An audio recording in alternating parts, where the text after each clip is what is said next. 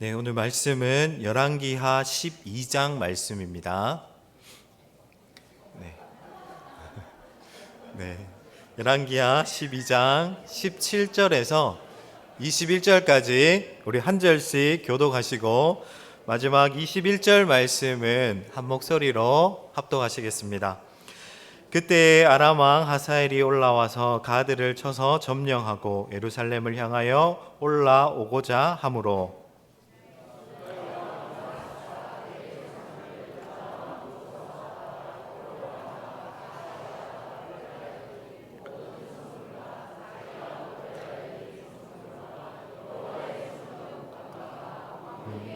금을 다 가져다 하사엘에게 보냈더니 하사엘이 예루살렘을 떠나. 요아스의 남은 사적과 그가 행한 모든 일은 유다 왕 역대지략에 기록되지 아니하였느냐?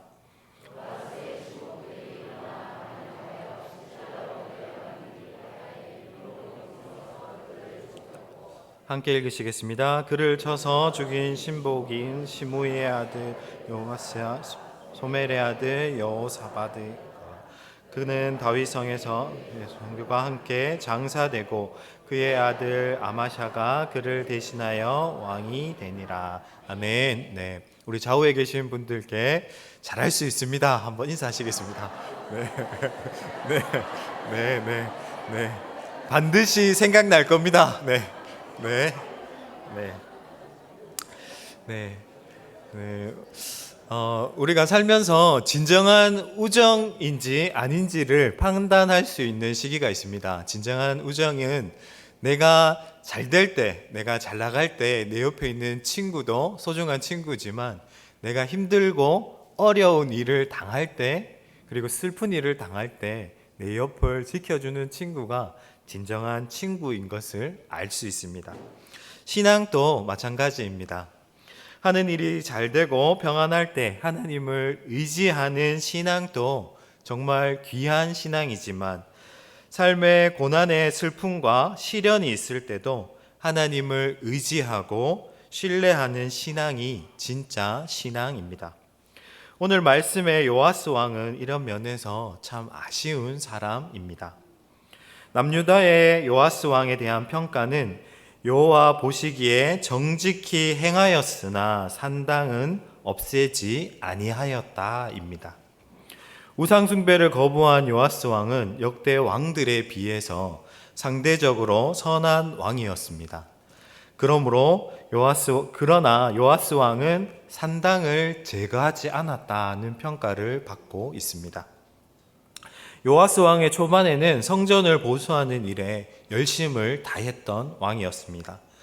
그러나 고난이 찾아오자 그의 신앙은 온데간데 없이 사라져 버리고 말았습니다. 오늘 말씀에 아람 왕 하사엘이 예루살렘을 침략하기 위해서 올라오고 있었습니다. 나라와 목숨을 잃을 수 있는 위기가 요아스 왕에게 찾아온 것입니다. 이러한 상황에서 요아스 왕은 하나님을 의지하기는커녕 기도 한 번 하지 않았습니다. 오히려 요아스 왕은 하나님을 의지하는 대신 뇌물을 통하여 문제를 해결하려고 하였습니다. 요아스 왕은 하나님께 바쳐진 성물과 왕궁에 있는 모든 금들을 모아서 아람 왕 하사엘에게 뇌물로 바쳤습니다. 아람 왕은 큰 뇌물을 받고 만족하며 돌아갔습니다. 겉으로 보면 급한 불은 꺼졌고 문제는 해결되었습니다. 그러나 하나님은 결과보다 과정을 중요하게 여기십니다. 하나님께서 이스라엘 백성들에게 그를 신뢰하며 그를 보호해 주시기로 이미 약속해 주셨습니다. 그럼에도 불구하고 요아스 왕은 하나님의 약속을 붙잡는 것이 아니라 자신이 할 수 있는 다른 방법을 택하였습니다. 그것이 물질이었던 것입니다. 지금 당장 위급한 문제를 해결하는 데만 급급했던 요아스 왕은 믿음을 버리고 재물을 선택하고 말았던 것입니다. 요아스 왕은 성전 보수하는 일에 열심이었으나 신앙에 있어서는 하나님을 온전히 따르지 못하였습니다. 요아스 왕처럼 겉으로 보이는 모습이 그 사람의 신앙을 보장해 주지는 못합니다. 교회 생활을 열심히 한다고 해서 그 사람의 신앙이 좋은 것이 결코 아닙니다. 교회 생활에는 열심이지만 믿음 없이 교회를 섬기는 사람도 있기 때문입니다. 요아스 왕은 열심히 성전을 보수하였으나 인생의 결정적인 순간에 하나님이 아닌 재물을 의지했던 것처럼 믿음 없는 모래성과 같은 신앙생활을 우리는 경계해야 합니다. 모래성과 같은 신앙은 바람이 불고 비가 내리면 모두 다 무너져서 흔적도 없이 사라져 버리고 말기 때문입니다. 요아스 왕을 하나님의 말씀으로 훈육하고 가르쳤던 제사장 여호야다가 죽자 요아스 왕은 믿음에서 더욱더 멀어지고 말았습니다. 그동안 여호야다의 눈치를 보면서 숨어 지내던 방백들이 다시 일어나 왕에게 바알을 섬기자고 제안하였습니다. 이때 요아스 왕이 어떻게 하였을까요? 놀랍게도 요아스 왕은 방백들과 동조하여서 여호와 신앙을 저버렸습니다. 이전에는 그 누구보다 하나님의 성전을 보수하는 일에 열심을 내었던 그 모습을 찾아볼 수 없을 정도로 요아스 왕은 여호와를 버리고 말았습니다. 그는 아세라 목상과 우상을 다시 이스라엘에 들여와서 그것들에게 절하고 섬겼습니다. 그래도 하나님께서는 요아스 왕을 사랑하셔서 그에게 회개할 수 있는 기회를 여러 차례 허락해 주셨습니다. 하나님께서는 그의 마음을 돌이키기 위해 선지자를 보내주셨습니다. 그러나 요아스 왕은 선지자들의 말을 무시하였습니다.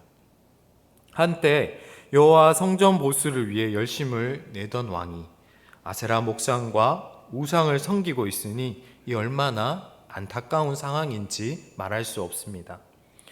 이때 하나님의 신이 제사장 스가랴에게 임하였습니다. 스가랴는 여호야다의 아들입니다. 여호야다는 요아스 왕이 아기였을 때 아달랴 여왕의 손에서 구하여 주고 왕위에 즉위시켜 준 인물입니다.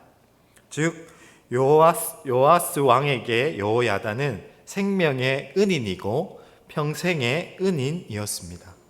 그런 여호야다의 아들인 스가랴입니다. 하나님의 신이 제사장 스가랴를 감동시키자 그가 백성들 앞에 서서 외쳤습니다.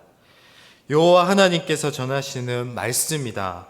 너희가 왜 나의 계명을 어기고 스스로 재앙을 불러들였느냐. 너희가 나를 버렸으니 이제 나도 너희를 버리겠다.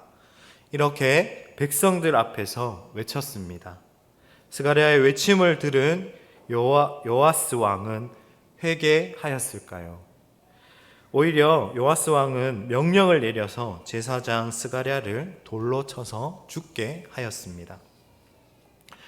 요아스는 제사장 여호야다가 베풀어준 은혜도 잃은 채 그의 아들 스가랴를 죽여버린 셈입니다. 스가랴는 죽으며 주께서 이 일을 굽어 보시고 갚아 주시옵소서 하고 외쳤습니다. 하나님은 요아스 왕을 향해서 진노하셨습니다. 그리고 앞서 제물로 해결하려고 했던 문제를 다시 일어나게 하셨습니다. 아람 군대가 다시 쳐들어오게 되었습니다. 비록 아람 군대의 군사는 적은 무리였으나 하나님께서 요아스 왕을 심판하시기 위해 큰 이스라엘의 무리가 전쟁에서 패하게 하셨습니다.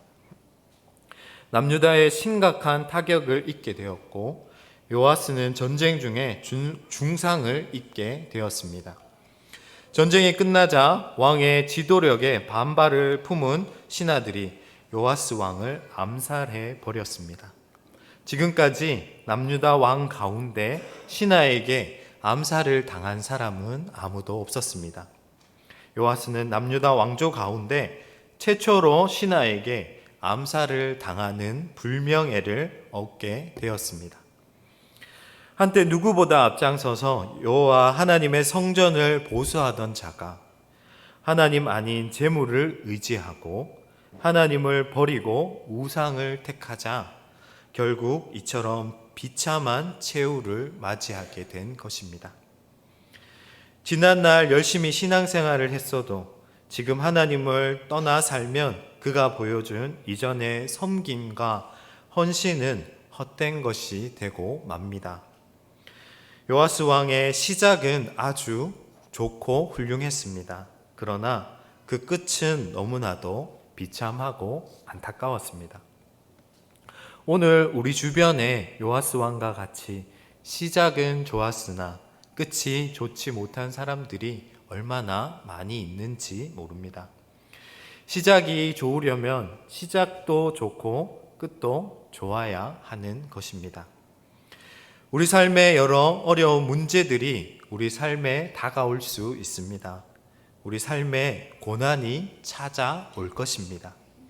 그러나 중요한 것은 처음 믿음을 끝까지 밀고 나가는 초지일관의 신앙이 중요합니다. 심산제일교회 성도 여러분, 처음 믿음을 끝까지 이어가는 아름다운 인생이 되시기를 소망합니다.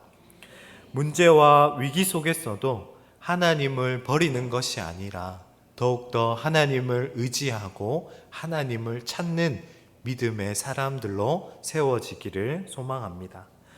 끝까지 하나님을 의지함으로 문제를 해결하고 극복해 나가고 끝이 아름다운 믿음의 삶을 살아가는 저와 우리 침산제일교회 모든 성도님들이 되시기를 예수님 이름으로 축복합니다.